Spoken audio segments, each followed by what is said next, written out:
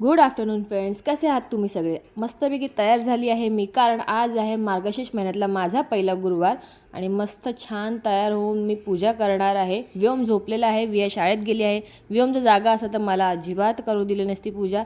इथे मी पूजेचं सगळं सामान एकत्रित आणून ठेवलं आहे, जेणेकरून मला सारखं उठबस करायला नको.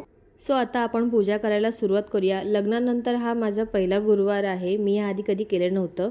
घट कसं मांडावं, कशी पूजा करायची, हे सगळं माझ्या ताईने आणि माझ्या मैत्रिणीने अगदी डिटेलमध्ये सांगितलं आणि मी तसं तसं सगळं करत गेले. मला खूप छान वाटत होतं ही पूजा करताना, खूप प्रसन्न वाटत होतं. सो ही आहे माझ्या देवीची पहिली साडी, येल्लो कलरची खणाची साडी.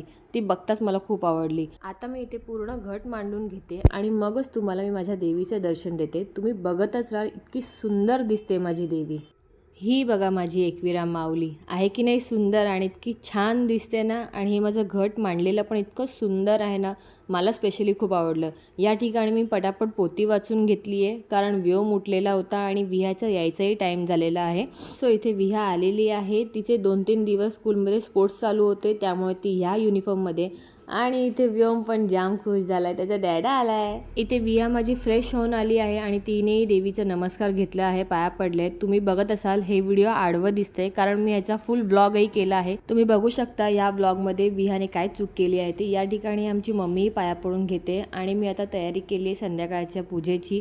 आरती करून घेणार आहे मी इथे आणि त्यानंतर मग नैवेद्य बनवणार आहे. अशा प्रकारे आजचा दिवस माझा खूप छान गेला आहे. उद्या आम्ही जात आहोत पुष्पा 2 बघायला. सो उद्याचे व्हिडिओ बघायला तुम्ही विसरू नका. आणि हा मिनी ब्लॉग मी इथेच एंड करते.